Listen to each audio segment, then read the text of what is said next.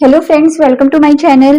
तो last class में मैंने आपको चैप्टर 5 यूक्लिड ज्योमेट्री का बेसिक बताया था, बेसिक इंट्रोडक्शन। आई होप आपने वो वीडियो देख लिया होगा, और अगर आपने नहीं देखा है तो आप पहले जाके उस वीडियो को देखिए, लिंक आपको डिस्क्रिप्शन बॉक्स में मिल जाएगा। तो आज मैं चैप्टर 5 के 5.1 एक्सरसाइज के एग्जाम्पल्स करवाऊंगी पहले, उसके बाद आपको सोल्यूशन करवाऊंगी। तो जो फर्स्ट एग्जाम्पल है वो मैं पढ़ देती हूँ। उसमें लिखा हुआ है A, B and C are 3 points on a line and B lies between A and C. Then prove that AB plus BC is equal to AC. तो इसमें बोला गया है कि एक लाइन है और उसके पॉइंट्स हैं A, C, और जो B है वो कहीं B, A और C के बीच में लाई कर रहा है। तो आपको पता होगा, मैंने लास्ट वीडियो में बताया भी है एक्सियम नंबर 4 यूक्लिड का, कि that the things which coincide with one another are equal to one another। मतलब कि अगर हम देखेंगे तो ये A, B और C जो पॉइंट्स हैं वो एक सिंगल लाइन में है, दैट मीन्स ये कोइंसाइड कर रहे हैं। तो जो भी पॉइंट्स कोइंसाइड करते हैं एक ही लाइन पे होते हैं वो इक्वल होते हैं एक दूसरे के। तो इसलिए हम ये कह सकते हैं कि AB plus BC is equal to AC। तो ये एक्सियम नंबर 4 है, ये इस क्वेश्चन का प्रूफ है। बस आप एक्सियम नंबर 4 लिख के ये सॉल्व कर सकते हैं। अब जो सेकंड पार्ट है, सेकंड एग्जांपल है, वो है prove that an equilateral triangle can be constructed on any given line segment. उसमें ये बोला गया है कि कोई भी आपको एक लाइन सेगमेंट दिया गया है और आपको ये प्रूफ करना है कि आप इस लाइन सेगमेंट से कोई भी इक्विलेटरल, किसी भी लाइन सेगमेंट से, चाहे वो कितने भी बड़ा हो, उससे आप इक्विलेटरल ट्रायंगल बना सकते हैं। तो आप देखेंगे कि हमने पहले ये पढ़ा भी था, ये यूक्लिड का पोस्टुलेट नंबर 3 है कि अगर कोई भी पॉइंट है और कोई भी रेडियस है तो हम उससे एक सर्कल ड्रॉ कर सकते हैं। तो अगर आप देखेंगे कि आपने इस पॉइंट को और इसको रेडियस मान के यहाँ पर कंपास रख के अगर सर्कल ड्रॉ किया तो ये ऐसे सर्कल ड्रॉ हो जाएगा। उसके बाद अगर आपने इस पॉइंट को मान के, इसे पॉइंट मान के और इसे रेडियस मान के सर्कल ड्रॉ किया तो यहां पर ये सेकंड में बताती हूँ आपको।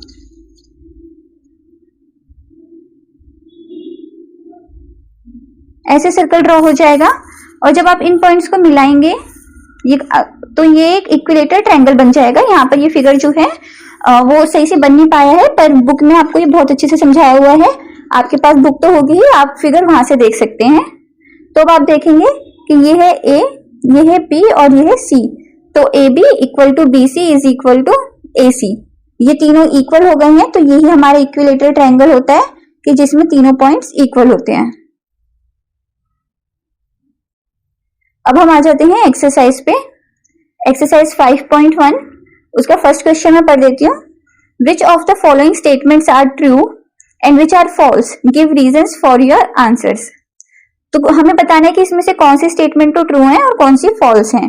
तो जो फर्स्ट क्वेश्चन है वो है only one line can pass through a single point. तो इसमें बोला गया है कि यहाँ पर एक पॉइंट है और यहाँ से सिर्फ एक ही लाइन पास कर सकती है, ये इस क्वेश्चन में बोला गया है। तो आपको बताना है कि ये ट्रू है या फॉल्स है। तो ये स्टेटमेंट एकदम फॉल्स है, क्योंकि इस पॉइंट से हम कितनी भी लाइंस पास कर सकते हैं। एक लाइन ऐसे पास हो सकती है, एक लाइन ऐसे पास हो सकती है और एक लाइन ऐसे पास हो सकती है। तो ये स्टेटमेंट फॉल्स है, इससे हम मल्टीपल लाइंस पास कर सकते हैं। अब जो सेकंड पार्ट है वो है there are an infinite number of lines which pass through two distinct points. इसमें बोला गया है कि यहाँ पर दो डिस्टिंक्ट पॉइंट्स हैं, तो क्या हम यहाँ से infinite number of lines pass कर सकते हैं? तो ये स्टेटमेंट भी हमारा फॉल्स है, क्योंकि अगर दो पॉइंट्स हैं इनको हम मिलाएंगे तो एक ही लाइन ड्रॉ होगी हमारी, इससे ज्यादा नहीं हो सकती है। अब जो थर्ड पार्ट है वो मैं पेन चेंज करके लिख देती हूँ। वो है a terminated line can be produced indefinitely on both the sides. तो इसमें ये बोला गया है कि कोई भी एक जो टर्मिनेटेड लाइन है वो दोनों साइड पे प्रोड्यूस कर सकते हैं। आप देखेंगे कि यहाँ पर ये लाइन है, तो ये मैंने आपको पहले भी पढ़ाया था कि हम इस लाइन को दोनों साइड पे ऐसे प्रोड्यूस कर सकते हैं। तो ये स्टेटमेंट हमारा ट्रू है। अब जो फोर्थ स्टेटमेंट है हमारा वो है if two circles are equal then their radii are also equal. तो ये स्टेटमेंट भी ट्रू है। अगर एक सर्कल है जिसका r रेडियाई है, अगर कोई और सर्कल भी है जिसका जो सर्कल बिल्कुल इसके इक्वल है तो वो इसके ऊपर कोइंसाइड कर जाएगा, तो इसका मतलब ये होगा कि अगर दो सर्कल इक्वल हैं तो उनके रेडियाई भी इक्वल हैं।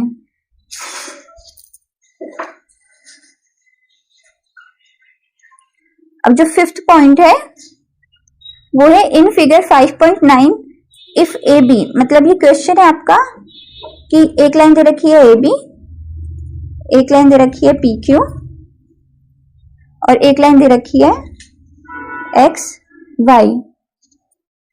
बड़ा लिखो बेटा। तो इसमें बोला गया है if A B equal to P Q and P Q equal to X Y, तो क्या A B equal to X Y होता है? तो हाँ होता है, क्योंकि ये यूक्लिड का फर्स्ट एक्सियम है जो मैंने आपको पढ़ाया था, जो बोलता है things which are equal to the same thing are also equal to one another. तो अगर आप देखिए, अगर ए बी पी क्यू के इक्वल है, पी क्यू एक्स वाई के इक्वल है, तो ए बी और एक्स वाई भी इक्वल होंगे। आई होप आपको ये समझ आ रहा होगा, और अगर आपको समझ आ रहा है तो आप प्लीज वीडियो को लाइक एंड शेयर कर दीजिए और मेरे चैनल को सब्सक्राइब भी कर दीजिए। यहाँ पर आपका जो फर्स्ट क्वेश्चन है वो कंप्लीट होता है। अब मैं आपको सेकंड क्वेश्चन करवा रही हूँ। Give a definition for each of the following terms, are there other terms that need to be defined first, what are they and how might you define them. तो जो फर्स्ट इसमें ये बोला हुआ है कि कुछ हमें एग्जांपल्स दिए हुए, सॉरी कुछ हमें क्वेश्चंस दिए हुए हैं, उन टर्म्स को हमें डिफाइन करना है, और उससे पहले क्या कोई ऐसे टर्म्स हैं जो हमें पता होनी चाहिए। तो सबसे पहले हमें वो टर्म्स पता होनी चाहिए जो इन टर्म्स को डिफाइन करने के लिए रिक्वायर्ड हैं। तो जो टर्म्स हमें पता होनी चाहिए वो फर्स्ट है प्लेन। प्लेन क्या होता है? Flat surfaces in which geometric figures can be drawn are known as plane. A plane surface is a surface which lies evenly with a straight line on itself. वैसे ये सारी definition हमको पता भी होती है, तो मैं डायरेक्टली क्वेश्चन पे आ जाती हूँ। तो जो फर्स्ट इसमें बोला गया है पैरेलल लाइंस। तो फ्रेंड्स आपको पता ही है कि पैरेलल लाइंस क्या होती हैं। अगर जो दो लाइंस हैं ऐसे जो कभी भी कोइंसाइड नहीं होती, उनको हम पैरेलल लाइंस बोलते हैं। जो कभी भी, मतलब ये लाइन ऐसे सीधा सीधा चलती जाएंगी, ये कभी भी एक दूसरे से इंटरसेक्ट नहीं करेंगी, तो इन लाइंस को हम पैरेलल लाइंस बोलते हैं। जैसे कि आप देख सकते हैं रेल की पटरियों का आप एग्जांपल ले सकते हैं। तो यहां पर इसकी डेफिनेशन में लिख देती हूं।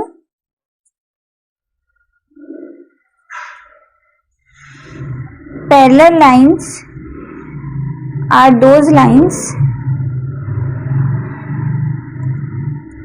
विच नेवर इंटरसेक्ट ईच अदर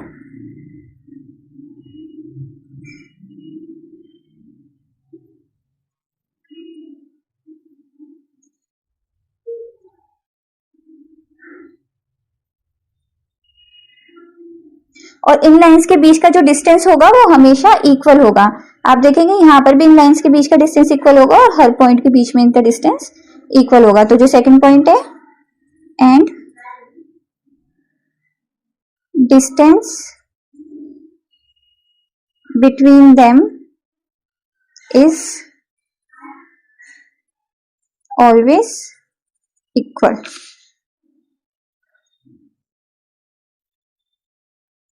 अब सेकंड पार्ट है इसका परपेंडिकुलर लाइंस।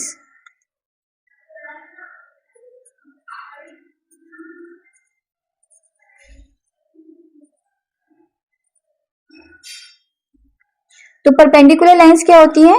वो लाइंस होती हैं जो एक दूसरे को इंटरसेक्ट करती हैं प्लेन में राइट एंगल पे, उनको हम परपेंडिकुलर लाइंस बोलते हैं। जैसे कि आप देखेंगे एक ये स्ट्रेट लाइन है और ये इसकी परपेंडिकुलर लाइन है, ये राइट एंगल पे, मतलब ये एंगल 90 डिग्री का होता है। ठीक है, तो यहां पे लिख देते हैं lines which intersect each other at right angle or 90 degree are perpendicular lines. अब जो सेकंड है, सॉरी थर्ड है, वो हमसे पूछा गया है लाइन सेगमेंट क्या होता है।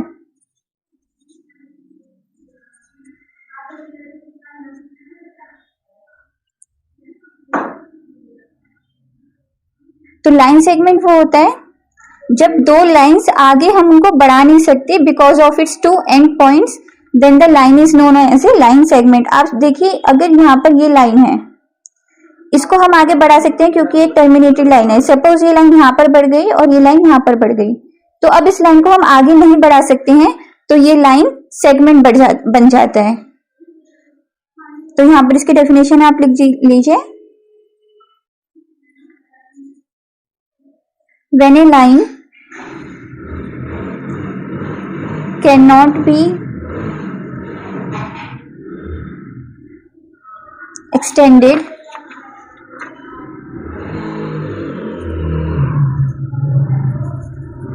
any further because of its two endpoints,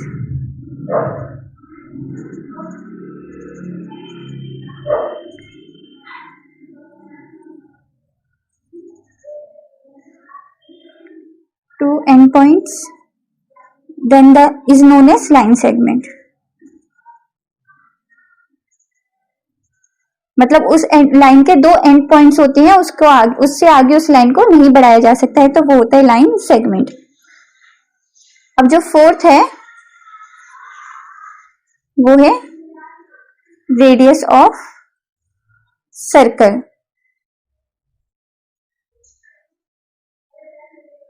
आप देखेंगे ये सर्कल होता है, इसको हम सर्कल का सर्कमफ्रेंस बोलते हैं, और यहाँ पर एक बीच में इसका सेंटर होता है। तो इस सेंटर से हम सर्कमफ्रेंस पे कोई भी लाइन खींचेंगे तो वो रेडियस हो जाएगी सर्कल का। जैसे यहाँ से हम ये भी खींच सकते हैं, यहाँ से ये भी खींच सकते हैं, तो ये रेडियस का, सर्कल का रेडियस है। तो हम लिख सकते हैं radius of a circle is the line from any point on the circumference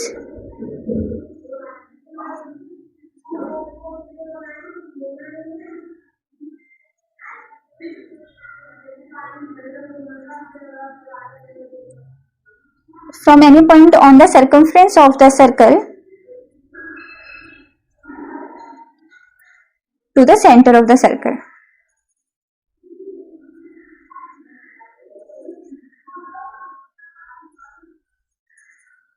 अब जो फिफ्थ पॉइंट है वो हमें स्क्वायर को रिप्रेजेंट करना है कि स्क्वायर क्या होता है। तो आप सभी को पता है कि स्क्वायर क्या होता है, जिसमें जो चार साइड्स होती हैं वो इक्वल होती हैं, और ये जो लाइंस होती हैं ये परपेंडिकुलर होती हैं, 90 डिग्री पे होती हैं। तो स्क्वायर क्या होता है, एक क्वाड्रिलेटरल। क्वाड्रिलेटरल क्या होता है, जिसपे 4 साइड्स होती हैं, कोई भी figure in which all the 4 sides are equal and perpendicular is known as square। तो यहाँ पर हमारा सेकंड क्वेश्चन कंप्लीट होता है। अब जो थर्ड क्वेश्चन है वो थोड़ा लेंदी है, मैं आपके लिए पढ़ दूंगी, आप अपनी बुक से उस क्वेश्चन को देख सकते हैं। Consider 2 postulates given below। Given any, जो फर्स्ट पोस्टुलेट है वो है given any 2 distinct points A and B, there exists a third point C which is in between A and B। और सेकेंड पॉइंट है वो है there exist at least 3 points that are not on the same line। तो जो first postulate इसमें पूछा गया, do these postulates contain any undefined terms? Are these postulates consistent? Do they follow from Euclid's postulates? Explain। तो इसमें सबसे पहले जो ये 2 postulates गिवन थे, इसमें बोला गया है कि क्या ये कोई ऐसी अनडिफाइंड टर्म रखते हैं, तो yes these contain undefined terms.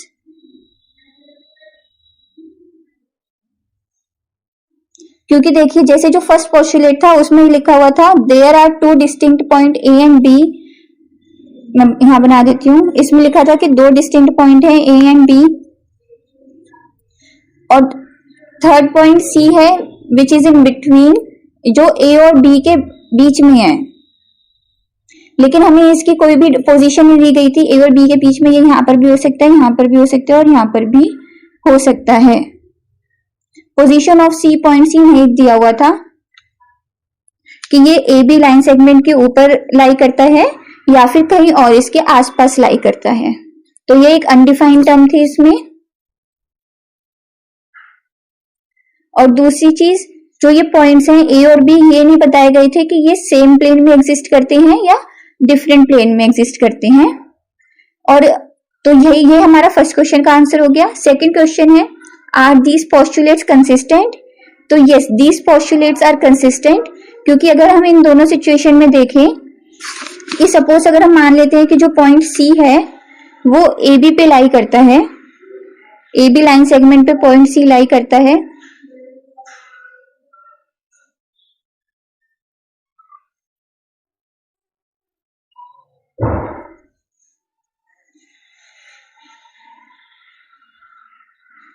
जब हम इन दो कंडीशन में करते हैं तो ये कंसिस्टेंट हो जाते हैं, क्योंकि देयर एग्जिस्ट, जो सेकंड है वो है there exist at least 3 points that are not on the same line. तो हाँ, ऐसा हो सकता है कि कोई भी 3 पॉइंट हो सकते हैं जो सेम लाइन पे नहीं हो। सपोज एक पॉइंट ऐसे, एक पॉइंट ऐसे और एक पॉइंट ऐसे है।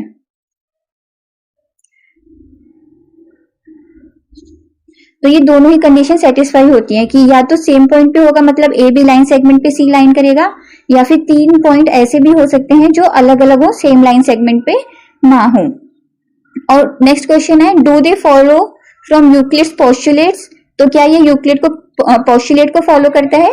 तो इसका आंसर हो जाएगा नो, क्योंकि ये यूक्लिड के पोस्टुलेट को फॉलो नहीं करता, दे फॉलो द एक्सियम्स। जो मैंने आपको यूक्लिड के एक्सियम पढ़ाए थे ये उन्हें फॉलो करता है। तो मैं यहाँ लिख देती हूँ, दे फॉलोज एक्सियम्स। तो यहां पर मैंने आपको एक्सप्लेन कर दिया है, आप इसको अपनी लैंग्वेज में लिख सकते हैं। जो फोर्थ पॉइंट है वो है, फोर्थ क्वेश्चन है, if a point C lies between A and B such that A C is equal to B C, then prove that A C equal to half of A B. तो fourth question है हमारा, इसमें बोला गया है कि दो points हैं ए और बी, और जो सी है वो ऐसे लाई करता है कि ए सी इक्वल टू बी सी है। ये हमें क्वेश्चन में गिवन है, तो हमें प्रूफ ये करना है कि जो ए सी है वो 1/2 ऑफ ए बी होगा। मतलब सी इसका मिड पॉइंट गिवन है, तो मैं आपको सॉल्यूशन इसका करवा देती हूँ। सपोज सी मिड पॉइंट है तो ए सी इक्वल टू बी सी होगा। अगर हम दोनों साइड पे ए सी ऐड कर देते हैं, ए सी प्लस ए सी, बी सी प्लस ए सी, तो ये क्या बन जाएगा हमारा ट्वाइस ऑफ ए सी, और ये बी सी प्लस ए सी क्या है टोटल, ए बी। तो ए सी क्या आ गया हमारा, ए बी बाय 2, और यही हमें प्रूव करना था। अब जो फिफ्थ क्वेश्चन है वो है, in question 4 point C is called mid point of line segment. जो क्वेश्चन 4 था इसमें जो पॉइंट सी है उसको ए बी लाइन सेगमेंट का मिड पॉइंट बताया गया था। Prove that every line segment has one and only one mid point. तो इसमें हमें ये बोला गया है कि हमें ये प्रूव करना है कि एक लाइन सेगमेंट पे सिर्फ एक ही मिड पॉइंट होता है, मतलब सी ही मिड पॉइंट हो सकता है, कोई और मिड पॉइंट नहीं हो सकता कि सपोज यहाँ पर एक पॉइंट है वो मिड पॉइंट हो गया, या यहाँ पर एक पॉइंट है वो मिड पॉइंट हो गया, ऐसा नहीं हो सकता है। तो मैं यहाँ पर एक पॉइंट पी मान लेती हूँ। तो पहले हमने माना है ए बी एक लाइन सेगमेंट है, और जो पी और सी है ये इसको क्यू मान लेते हैं तो ज्यादा इजी रहेगा बोलने में। तो जो पी और क्यू है वो 2 मिड पॉइंट्स हैं। एज्यूम किया ये हमने, assume P and Q are mid points. तो Q तो ऑलरेडी मिड पॉइंट है, तो A Q equal to Q B है, हमें पता है। लेकिन अगर P भी मिड पॉइंट है तो A P equal to P भी होना चाहिए।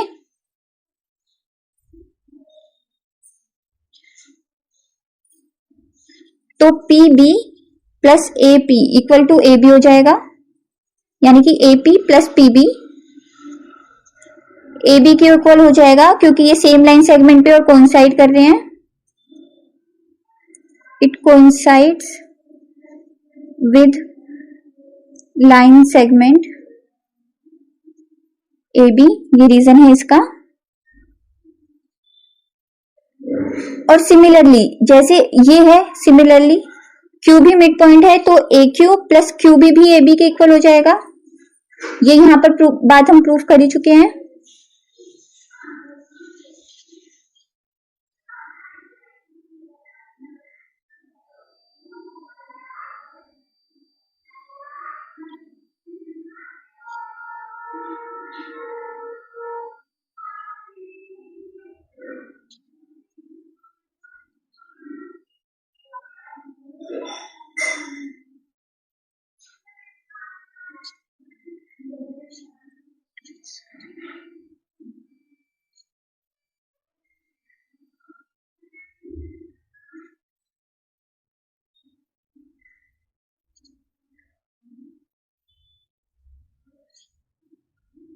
अब आप इसमें देखेंगे, इस इक्वेशन में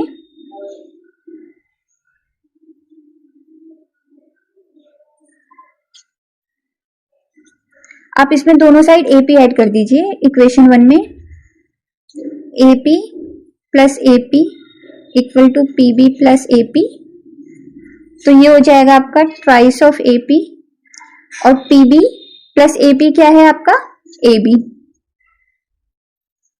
ये हमारी इक्वेशन आ गई। अब सेम आपको इसमें करना है।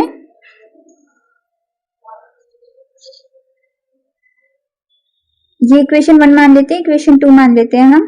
तो पहले हमने इक्वेशन 2 में कर दिया,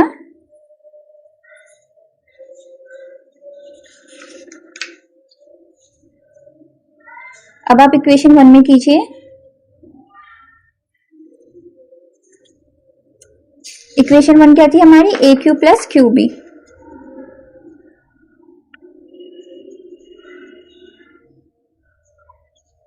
ए Q equal to Q B, तो आप इसमें दोनों साइड ए क्यू ऐड कर दीजिए। A Q plus A Q equal to Q B plus A Q. अब आप देखेंगे ये ट्वाइस ऑफ ए क्यू हो गया है, और ये Q B plus A Q क्या हो गया है, Q B plus A Q है हमारा, यहां पर ये लिखा हुआ है ए बी।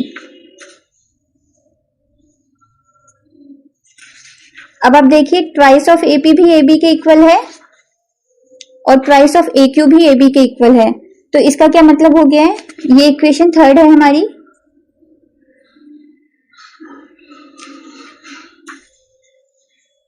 और ये इक्वेशन 4 है, तो हम यहां लिख सकते हैं from equation 3 and 4 twice of A Q equal to twice of A P, मतलब ए क्यू और ए पी जो लाइन है वो इक्वल हो गई। दैट मीन्स पी और क्यू जो है वो सेम पॉइंट है, P and Q are the same points. ये हमारे यहाँ पर प्रूफ हो गया। दैट मीन्स कि किसी भी एक लाइन सेगमेंट पे सिर्फ एक ही मिड पॉइंट होता है, इससे ज्यादा नहीं हो सकते हैं। अब देखिए 6th जो क्वेश्चन है वो है in figure 5.10 if AC equal to BD then prove that AB equal to CD।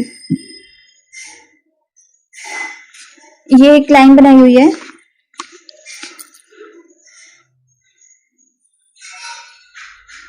AB, ये AD है, यहां पर B है और ये C है।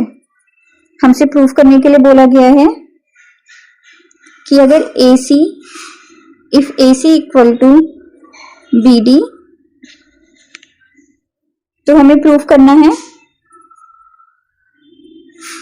AB equal to BD।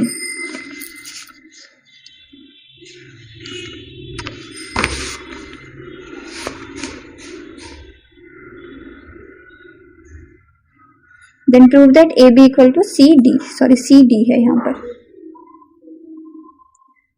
तो यहां पर हमें गिवन क्या है, जो AC है वो AC और BD इक्वल है। और जो फिगर है उससे हमें ये पता चल जाता है फ्रॉम फिगर कि जो AC है वो है AB प्लस BC और जो BD है वो है BC plus CD।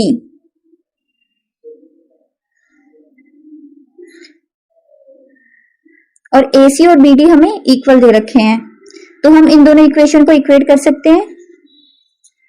AB plus BC equal to BC plus CD, BC से BC कैंसिल हो जाएगा, AB इक्वल टू CD, ये प्रूफ हो गया। अब जो 7th क्वेश्चन है वो है why is axiom 5 in the list of Euclid's axioms considered a universal truth. तो जो एक्सियम 5 है जो मैंने आपको पढ़ाया था वो यूनिवर्सल ट्रूथ क्यों है? तो एक्सियम 5 था क्या? The whole is always greater than the part, कि जो पूरा होता है वो हमेशा पार्ट से बड़ा होता है। सपोज 5 है, अगर हम उसको पार्ट में कन्वर्ट करेंगे तो 2 प्लस 3 ऐसे ब्रेक हो जाएगा, तो जो 5 है हमेशा 2 से भी बड़ा होगा। ये पार्ट हो गया, ये होल हो गया, तो 5 हमेशा 2 से भी बड़ा होगा और 5 हमेशा 3 से भी बड़ा होगा। तो ये एक यूनिवर्सल ट्रूथ है।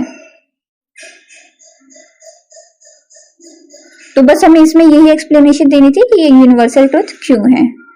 तो यहाँ पर हमारी जो एक्सरसाइज 5.1 है वो भी कंप्लीट हो गई है। आई होप आपको ये एक्सरसाइज पसंद आई होगी, और अगर आपको इसमें कुछ भी डाउट है या आपको लगता है कि कुछ भी मेरे लिए इम्प्रूवमेंट के पॉइंट्स हैं तो आप अपने सजेशंस हमें कमेंट बॉक्स में बता सकते हैं, मैं जरूर इम्प्रूव करूंगी। और अगर आपको वीडियो पसंद आया है तो आप मेरे चैनल को लाइक करें, सब्सक्राइब करें और इस वीडियो को ज्यादा से ज्यादा शेयर करें। Thank you.